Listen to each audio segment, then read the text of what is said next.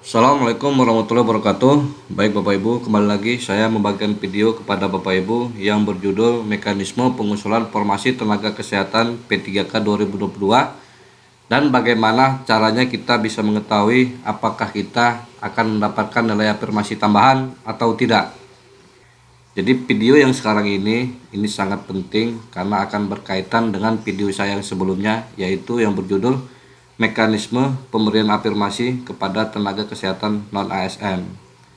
Jadi sebelumnya terlebih dahulu kita harus bisa membedakan apa itu yang dimaksud dengan afirmasi dan apa itu yang dimaksud dengan data kebutuhan formasi.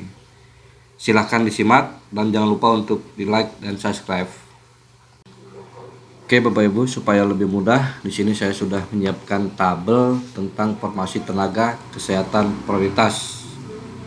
Jadi untuk pertama-tama saya akan menjelaskan terlebih dahulu prinsip-prinsip pengusulan formasinya. Nah, di sini sudah ada item-itemnya. Yang pertama adalah itu tenaga kesehatan prioritas sesuai target IKP. Jadi tenaga kesehatan prioritas itu bisa kita lihat di tabel ini.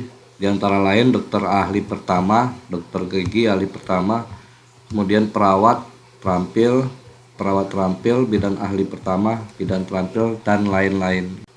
Kemudian prinsip pengusulan formasi yang kedua adalah yaitu lokasi prioritas.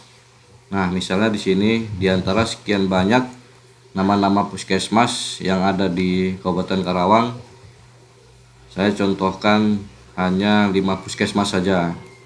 Jadi anggap saja 5 puskesmas ini adalah puskesmas-puskesmas yang mendapatkan lokasi prioritas.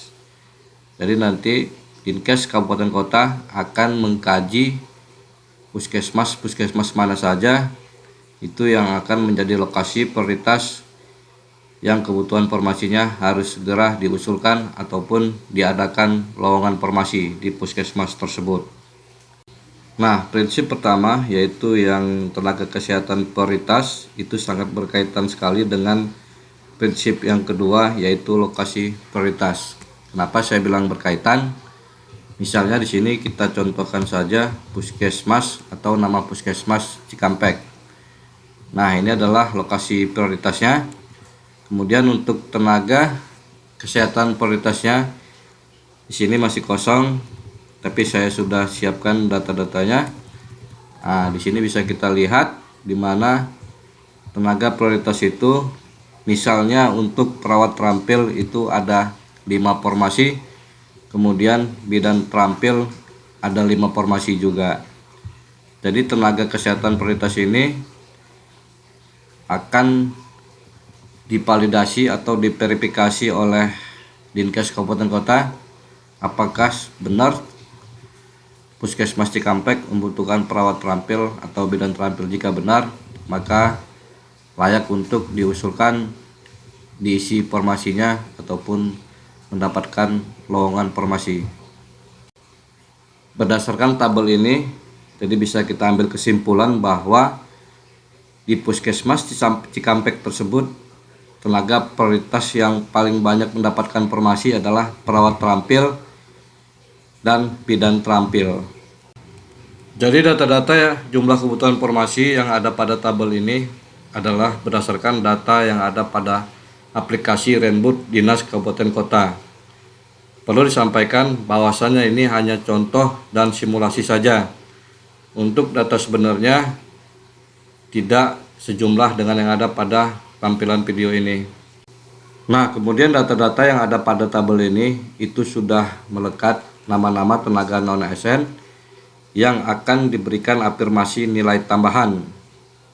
Jadi maksudnya begini, misalnya di Puskesmas Cikampek itu perawat terampilnya ada 5 formasi dan bidan terampilnya ada 5 formasi. Dan misalnya juga di Puskesmas Cikampek itu ternyata ada 8 tenaga non-ASN yang sudah mengabdi pada puskesmas tersebut. Misalnya di sini Puskesmas Cikampek. Sementara perawat terampil yang dibutuhkan pada puskesmas tersebut hanya 5 formasi. Maka nanti kemungkinan besar yang akan diusulkan untuk mendapatkan afirmasi nilai tambahan itu hanya sejumlah 5 nama tenaga non-ASN. Jadi yang 3-nya itu nanti bisa saja menyusul di tahun depan untuk diusulkan mendapatkan afirmasi. Kemudian yang menjadi pertanyaan, bagaimana caranya kita bisa mengetahui apakah nama kita itu mendapatkan afirmasi nilai tambahan atau tidak? Nah, untuk caranya pertama-tama adalah nanti ketika penetapan kebutuhan sudah dipublis oleh Dinkes Kabupaten Kota ataupun Pemda, Bapak Ibu silahkan dilihat puskesmasnya tempat Bapak Ibu mengabdi. Apakah di puskesmas tempat Bapak Ibu mengabdi itu ada lowongan formasi yang dibutuhkan pada puskesmas tersebut. Jadi tadi saya contohkan misalnya Cikampek itu ada perawat terampil 5 orang, dan ternyata setelah ditetapkan kebutuhannya oleh Kemenpan RB itu untuk kebutuhan formasinya tetap sama, misalnya tetap 5 formasi. Nah, ketika puskesmas tersebut ada formasinya di situ, berarti Bapak Ibu punya kesempatan ataupun harapan untuk mendapatkan nilai afirmasi tambahan tadi. Untuk memastikannya, coba dicek dulu background Bapak Ibu, apakah sudah layak dari sisi pengalaman dan masa pengabdian ataupun dari sisi status honorer Bapak Ibu. Karena yang akan mendapatkan prioritas penambahan nilai afirmasi adalah honorer yang dari kategori 2. Tapi bagi Bapak Ibu yang di luar honorer kategori 2, jangan khawatir, karena apabila Bapak Ibu tidak mendapatkan nilai afirmasi tambahan, maka nanti insya Allah di tahun depan akan dilakukan bertahap.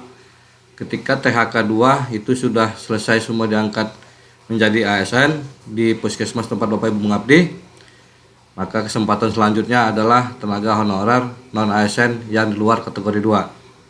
Jadi sekali lagi saya tegaskan bahwasanya untuk prioritas afirmasi nilai tambahan yang untuk tahun 2022 ini adalah tenaga X kategori 2. Dan jika tenaga X kategori 2 sudah selesai diangkat semuanya menjadi ASN, maka untuk kesempatan berikutnya di tahun depan itu adalah tenaga honorer yang sudah lama mengabdi di puskesmas tersebut.